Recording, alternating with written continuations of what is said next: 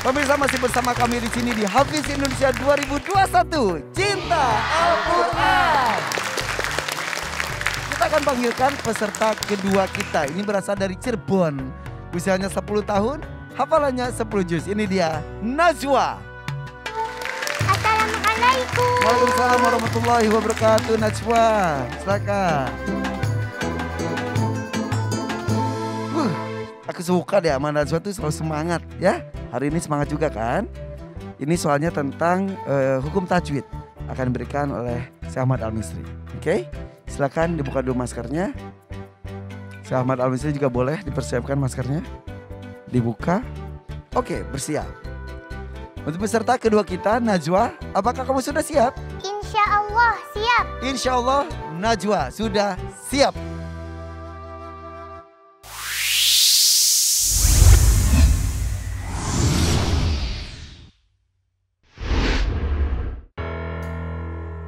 Untuk Najwa silakan Syekh Ahmad Al-Misri. A'udzu billahi minasy syaithanir rajim. Bismillahirrahmanirrahim. Balis sa'atu maw'iduhum was-sa'atu adha wa amar. Najwa, sambungkan ayatnya.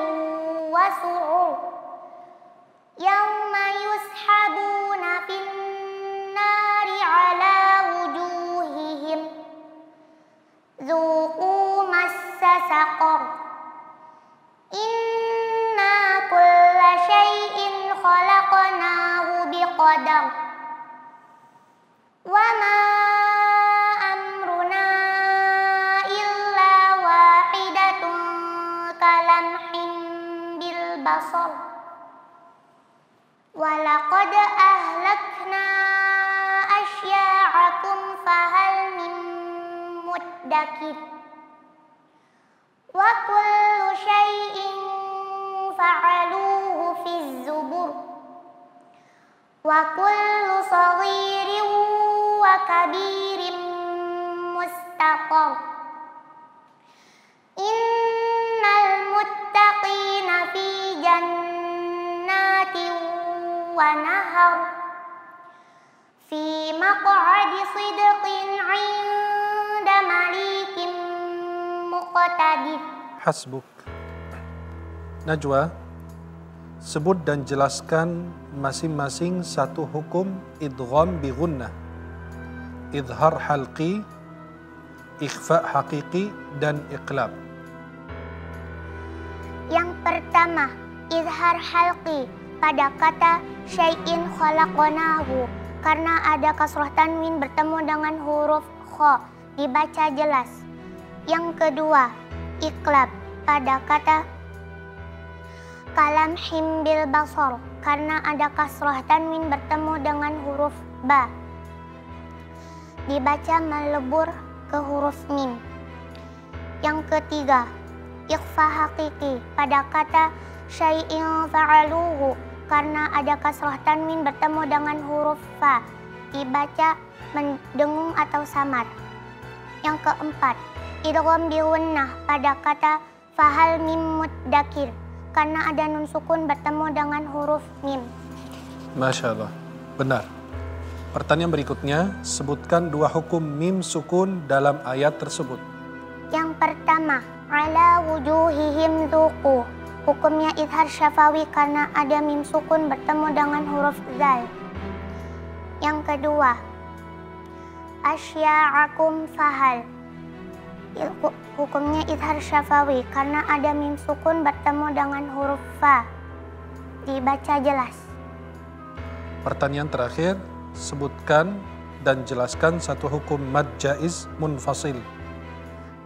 Mad jaiz munfasil pada kata wa ma amruna karena ada huruf man bertemu dengan huruf hamzah di lain kata.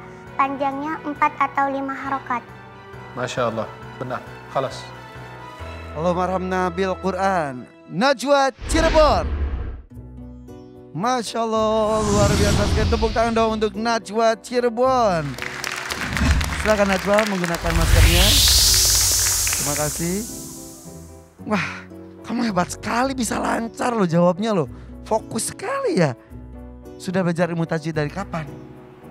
Dari kelas 2 SD.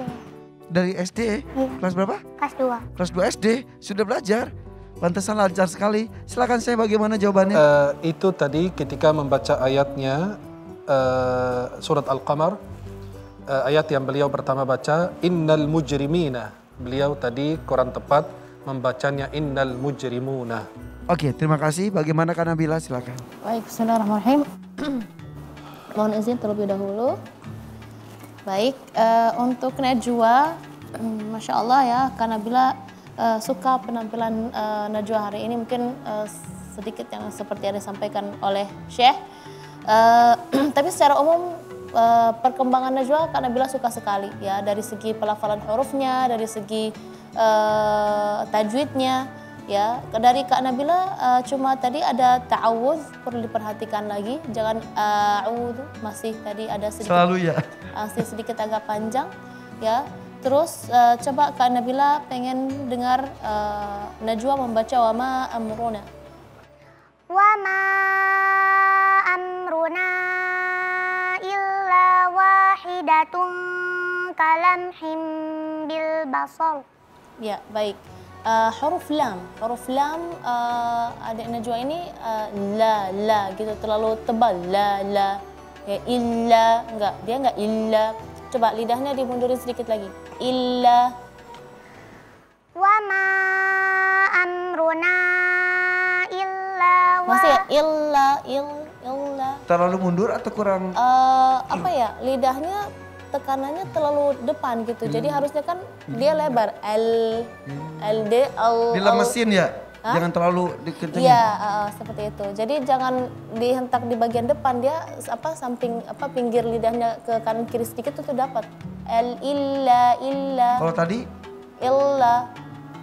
Beda suara. Sedikit ya. Iya, beda sedikit, tapi ketika tasydid jelas sekali. Illa terjelas sekali ya. Untuk penjelasannya Kak Nabila suka sekali ya penjelasan tajwidnya. Dapat disebutkan kalimatnya, terus huruf apa ketemu dengan huruf apa, hukumnya seperti apa, dan penjelasan bacanya. Cara bacanya sudah dari Kak Nabila sudah bagus. Mungkin tadi Syekh mau tambahin apa tadi? Saya bagaimana mengenai jawaban-jawabannya tadi, tepat sekali semuanya? Insya Allah tepat, dan memang bacaannya tartilnya bagus dan memperjelas atau memperlihatkan makharijul huruf, sifatul huruf dengan baik. Dan insya Allah mudah-mudahan ini bukan pujian ya, tapi hanya semangat biar menjadi ke depan lebih bagus lagi insya Allah. Dan tadi ternyata belajarnya sudah cukup lama, dari 2 SD ya. Kamu sekarang 2 SMA ya? Oh iya, maaf. Kalau kita boleh pakai lagi maskernya. Kalau kita mau mendirikan rumah tahfidz atau kita punya anak ingin dimasukkan ke sebuah rumah tahfidz, kriteria apa yang harus kita lihat dan apa yang harus kita siapkan jika kita mau membuat rumah tahfidz?